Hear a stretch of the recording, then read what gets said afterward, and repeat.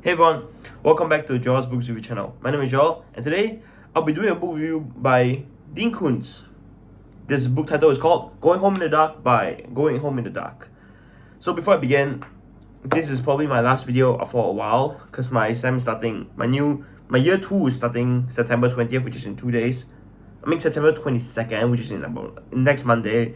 So I'm going to be very busy, so I'm probably not going to be uploading much. So I encourage you guys to watch all my old videos and enjoy. So this book is very special. You guys have seen my first video on Dean Koontz. It was The Bad Weather Friend, which did pretty well. So yeah, let's get into this book. So Going On in the Dark was released in around May 2025, so around like 4 months ago. So this book has 4 characters. First character is Spencer Trudove. Second character is Bobby Shamrock. Third is Ernie Hernation. And fourth is Rebecca Crane. These 4 are what you call the bestest of friends because they have been best friends since they were children. And they call themselves the Amigo. So fast forward a few years, 3 of the friends, Spencer Trudove, Bobby Shamrock, and Rebecca Crane, has become very successful, and they have gone to live successful lives after leaving Maple Grove, which is the town they're in. But Ernie Hernation stayed back, so he hung around a bit. So one sudden day, they will all had to reunite in this same town. Why? I hear you asking. Because the best friend, Ernie Hernation, falls into a mysterious coma, which is pretty weird, right? You find your friend, like your best friend, in a very mysterious coma, and you would think like, what's happened to him? But then they also realize that he's not the only victim of this mysterious coma. Many Maple Grove people, the people in Maple Grove has gone missing in the same circumstances, or they go into a mysterious coma. They either go into a mysterious coma or just disappear into the wilderness and never to be found again.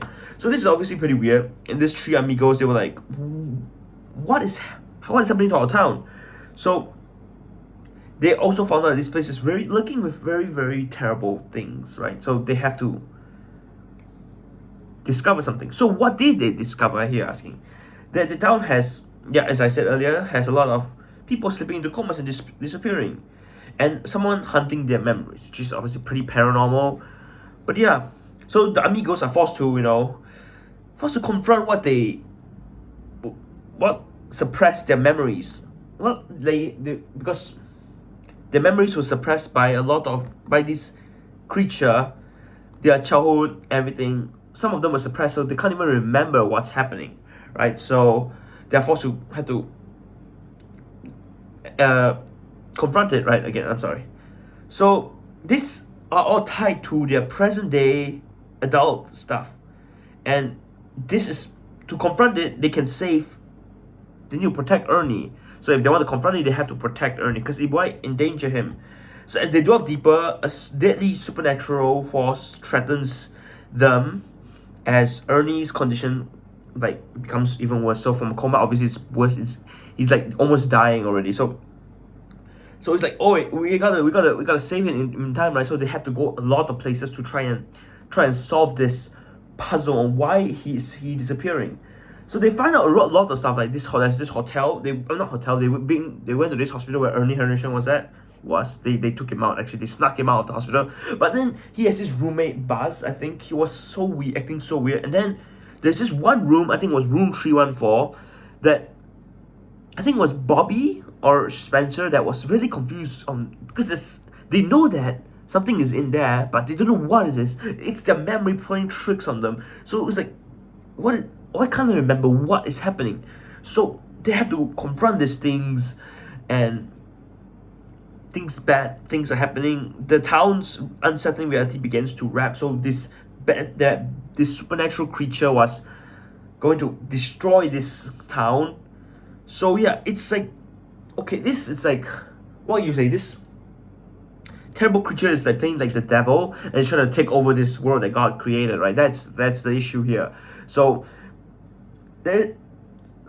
this supernatural creature takes form of a lot of people to stop this trio from discovering the truth, from discovering what their memory was suppressed, and to save Ernie Hernation, because this is the same one that's keeping Hernition at bay. But then there's this Lightbringer as well. Well, he talks with Hernition, so he's keeping him alive, so that because don't want to find him, right? Later, bad things will happen to the both of them. So yeah, so this novel explores the dual nature of memory, both being a shield to protect that allow us to cope with trauma and as a weapon to attack us.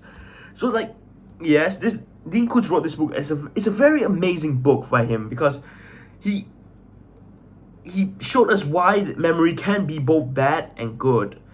So some of the memories, like you see your happy memories, you want to remember that, right? But then when there's bad memories, your brain will automatically made it like to haunt us, like to think that, oh, what, can we change what happened in the past? So yeah, this is another great, excellent book by Dean Koontz. This is one of the best book I've ever read of him. I mean, this is a second book, but I think it will stay as one of the best, because this is so good.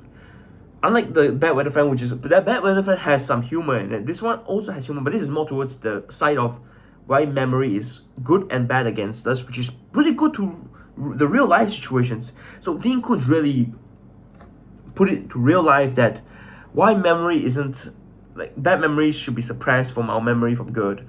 If not, we will remember it and it will cause us into depression. So I read this book a 10 out of 10. It's good for every of you fans out there. It's not really a horror book. It's like a thriller, it's a suspense thriller, a bit of horror in it, but it's not fully horror. So I hope you guys enjoyed this video. I definitely recommend this book to all of you. I'll see you guys maybe in the next month or so. Peace out.